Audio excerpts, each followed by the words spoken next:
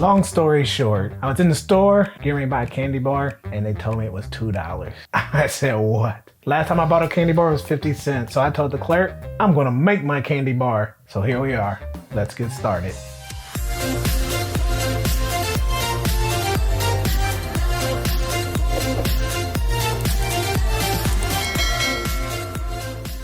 You're gonna need creamy peanut butter, candy corn, and I'm using white chocolate. You can use the regular chocolate, but make sure it's chocolate wafers. These are like it's like uncooked chocolate, so you don't really want to just like melt down a Hershey's bar or something. So let's get to it. Okay, the first thing you're gonna need is a dish or a pan, a 9x9. This is a little bit bigger, but you know, who cares? And parchment paper, which is like wax paper, but a little better for non-sticking. Next, we'll just take some of the parchment paper, make it a little bit bigger than the dish or pan you're using, and then we'll set this to the side. Next, you're gonna add your candy corn into your microwave. If you've seen my previous video, you know my microwave broke, so I will be warming these up on the stove until they get melted, and then we'll mix in the peanut butter. Stir consistently, 1 minute intervals until it gets all smooth. Mix in the peanut butter until that gets all smooth.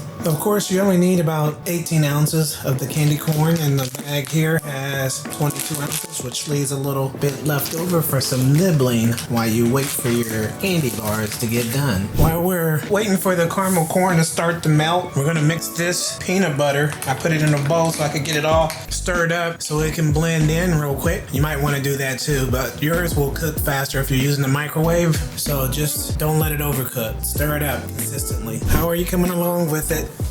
Is it melting in the microwave and you just keep pulling it out? This is what it should be looking like. It's taking a little while for me. You might be already done with this part.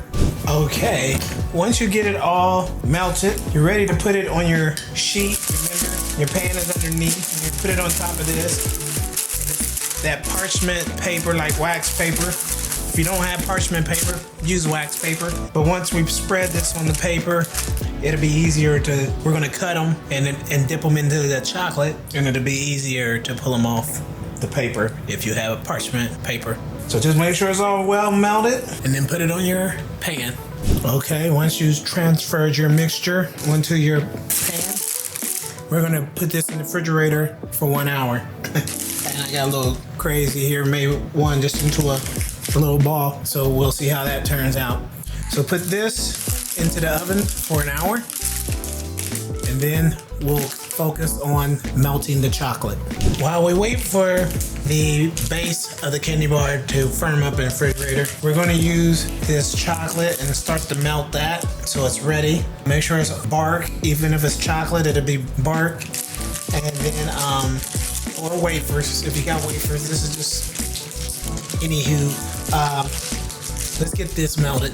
Okay, now the candy bar has emerged from the fridge, and you can cut this any way you like. You can even use cookie cutters. Well, maybe it's a little too hard for that. Now it's time to dip it into the chocolate. So hopefully your chocolate is melted. Let's go to the chocolate. Okay, if your chocolate is melted, I only used half the pack. You could use the whole pack. Now, the one that we used that I made into a ball, we will dip it in here, and then we will put it on the paper and let it cool off. Now, why I'm letting my Butterfinger cool off, just if yours is like this, I cut this from the one that was on the tray, and I mean, if it's hard, you probably need to let it come back to room temperature before you cut it. Now that I think about it, it might have been better to cut it before we put it in the fridge. The things you learn. Well, I couldn't make the candy bar, but I did find it cheaper at the dollar store. So at least I didn't pay $2.